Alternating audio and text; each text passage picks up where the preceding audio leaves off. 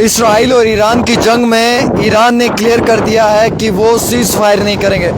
जब तक ईरान अपना बदला नहीं लेगा तब तक ईरान सीज़ फायर करने के मूड में नहीं है। यानी कि इस जंग की शुरुआत इसराइल ने की है और ख़ात्मा ईरान करना चाहेगा। मैं जानकारी देना चाहूँगा कि कई सारे लोगों की मौत जो है वो इसराइल में हो रही है।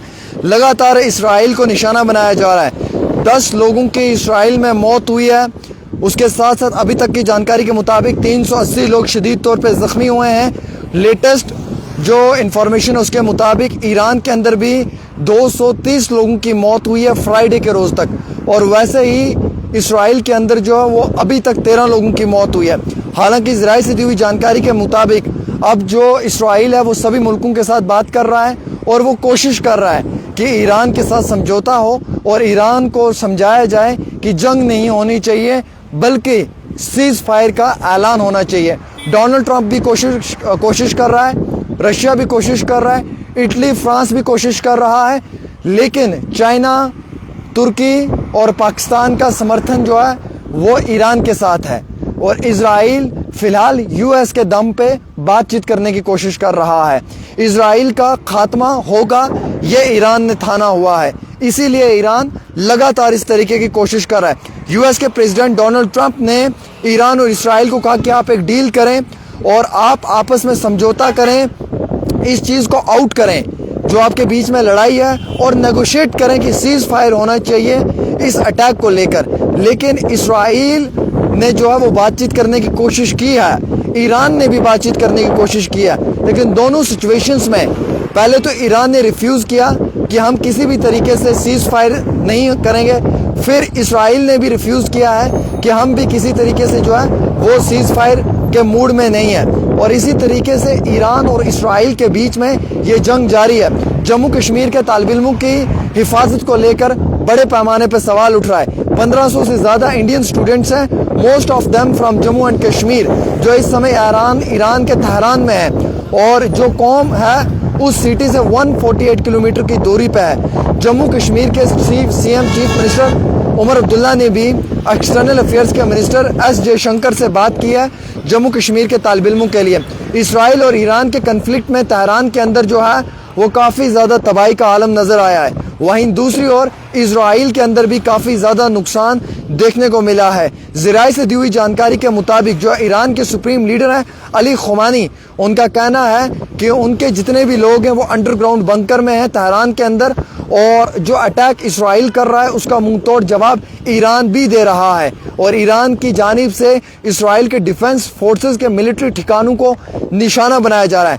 बैलिस्टिक मिसाइल से ईरान की जानिब से जो है वो इसराइल के ठिकानों को निशाना बनाया जा रहा है। इसराइल की जानिब से जो है वो रेजिडेंशियल यानी कि आम शहरों को निशाना बनाने की कोशिश की जा रही है। ईरान और इसराइल के अंदर इमरजेंसी नाफिज कर दी है, सायरन की आवाज़ सुनाई दे रही है।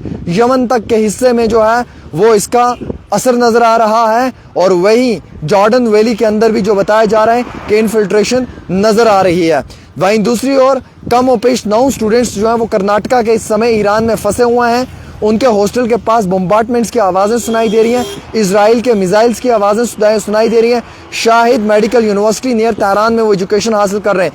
नदीम हुसैन एक स्टूडेंट है जिसका पेरेंट बेंगलोर का है, जिसने कहा है कि इस समय बेंगलोर के अंदर भी उनके फैमिली में काफ़ी ज़्यादा गम है। वहीं ज़राए से दी हुई जानकारी के मुताबिक as per the latest sources जो हालात हैं वो काफ़ी ज़्यादा कशीदा हैं और कशीदगी में इजराइल की जानिब से जो है वो हैवी मिसाइल्स का अटैक किया जा रहा है मल्टीपल लोकेशंस पे। और वहीं इजराइल की जानिब से जो है वो मल्टीपल साइट्स पे भी अटैक किया जा रहा है। और ये अटैक कहाँ पे कर रहे हैं? ये अटैक सिर्फ दोस्तों रेजिडेंशियल एरिया पे कर रहे हैं, यानी कि आम शहरियों पे कर रहे हैं। वहीं दूसरी ओर प्रेसिडेंट ट्रंप ने जो है वो ये उम्मीद की है कि ये जो डील है सीज़ फायर की दोनों मुल्कों के बीच में तय होनी चाहिए।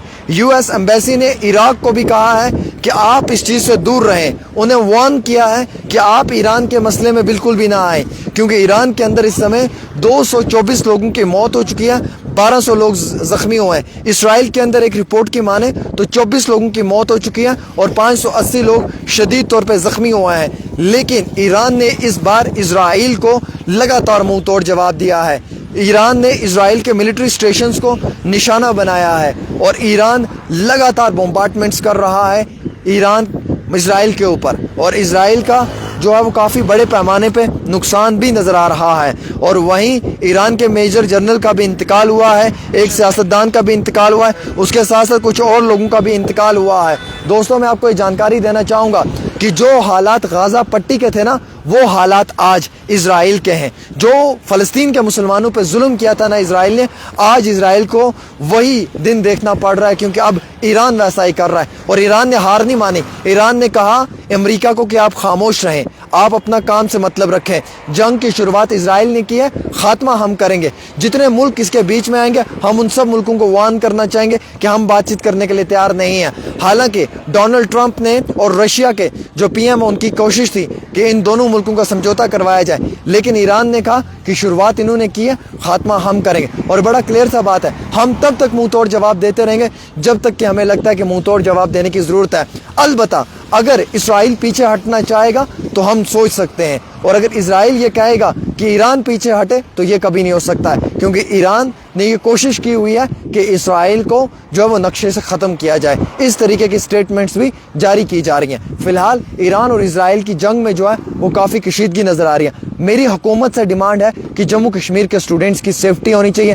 मैं देश के मिनिस्ट्री ऑफ एक्सटर्नल अफेयर के जो ऑफिशियल्स हैं या जो मिनिस्ट्री के लोग हैं, जयशंकर जी, मैं उनसे मुतमाना गुजारिश करूंगा कि तेहरान के अंदर कश्मीरी तालिब इल्मों की जानी और माली हिफाजत को लेकर बड़े पैमाने पे कुछ बड़े नोटिस इशू किए जाएं, ताकि उन स्टूडेंट्स को परेशानी का सबब ना बने। फिलहाल कुछ एडवाइजरी भी इशू की गई हैं और बड़े पैमाने पर कुछ फैसले भी लिए जा रहे हैं एजुकेशन के प्रोग्राम को लेकर। एक छोटी सी रिपोर्ट आमिर के साथ।